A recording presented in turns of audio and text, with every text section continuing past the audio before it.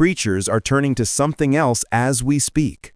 The satanic spirit of destruction is taking over the Church of God.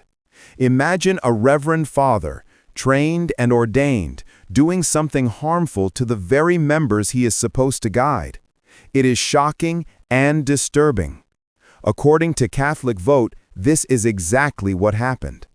People trusted him, followed him, and believed in his leadership, yet he betrayed that trust. The church is supposed to be a place of holiness and safety, but actions like this are shaking that foundation. It is a harsh reminder that even those in positions of spiritual authority can fail, and we must remain vigilant and aware of what is happening around us. Washington Diocese removes priest from ministry following AS claims. The Diocese of Spokane removed Father Miguel Mejia from ministry amid accusations of AS involving 6 women, some of whom were parishioners.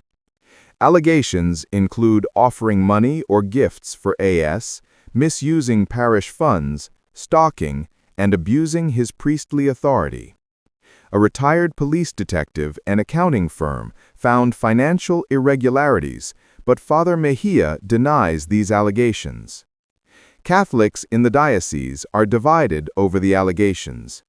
Bishop Thomas Daly and the Diocesan Review Board support the women and have deemed the allegations credible.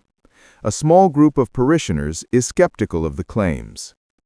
The Diocese of Spokane, Washington, has removed a parish priest from ministry and allowed police to open an investigation into him following several accusations of AS. The Spokesman Review reported that Father Miguel Mejia has been accused of seeking AS from vulnerable women in exchange for money or other items, using parish funds to pay for AS activities with women, stalking a woman at least once, and using his power and status as a priest to harm them. 6 women have brought allegations of AS against Father Mejia. According to the Spokesman Review, some are parishioners at his parish, Our Lady of Fatima, some are not, and one is reportedly in prison. The first claims were made in March, when 2 of the women called the Diocese Victim Assistance Ministry office. Parishioners and diocesan priests were told about the allegations during a meeting in June.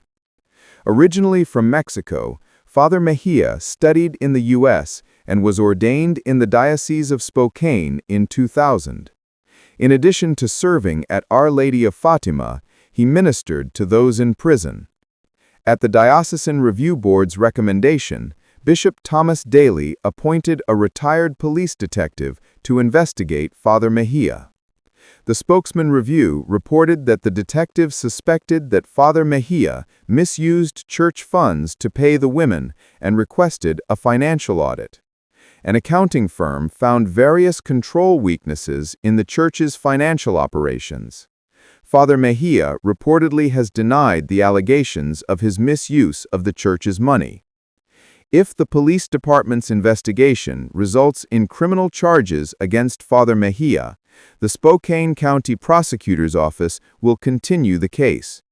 The Diocese Vicar General, Father Darren Connell, reportedly told the Spokesman Review that even if police say Father Mejia did not commit crimes, the case will likely be submitted to the Vatican for further action. The outlet reported that both Bishop Daly and the Diocesan Review Board say the allegations against Father Mejia are credible. Father Connell has offered his support to the women making the accusations. To come forward with this, it took a lot of guts on their part. I think it's shameful to question their authenticity or their character, Father Connell told the Spokesman Review. However, a small group of 6 parishioners, including the parish bookkeeper, Heather O'Keefe, is skeptical of the claims. O'Keefe has known Father Mejia for 10 years and said that her pastor was totally transparent with his expenses. One parishioner, Steve Bletwood, said that he and the others want to get to the truth of these allegations. If the women's accounts are valid, they deserve to be treated with respect and get justice, and Father Miguel also deserves to be treated with respect and the normal procedures of an investigation, Bletwood told the Spokesman Review. Bletwood also said that he is wary of the way Bishop Daly presented the case during the June meeting. He believes the issues were presented in a way to make them look incriminating, but they would look absolutely normal in a different context. The Spokesman Review reported, later adding, "Some parishioners' disdain for Daly's more traditional tendencies has eroded their trust in him to oversee the investigation into Mejia."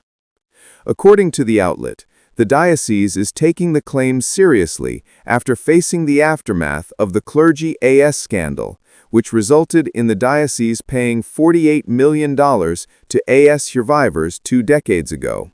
The recent removal of Father Miguel Mejia from ministry in Spokane has caused a lot of shock and sadness in the Catholic community. A priest is supposed to be a guide, a protector, and someone people can trust. But when someone in that position is accused of doing wrong, it hurts not just the people involved, but the church as a whole. Father Mejia has been accused of offering money or gifts for AS, misusing church funds, stalking, and abusing his authority as a priest. He denies the accusations, but the effects of these claims are already being felt by many. One of the main problems is that trust in the church is shaken. Parishioners look to their priests for guidance, support, and leadership. When a priest is accused of harming the people he is supposed to protect, it makes many believers feel betrayed and unsure. People may stop going to church, stop giving donations, and question whether the church leaders are truly trustworthy.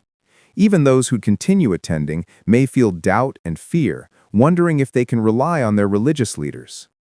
Another result is the church's reputation is damaged. The Catholic Church has faced many scandals in the past, and incidents like this make it hard for people to see the church as moral and honest.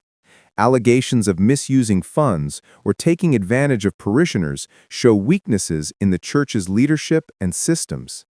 The diocese's decision to involve law enforcement and conduct financial audits is meant to show accountability, but it also exposes the church to public criticism.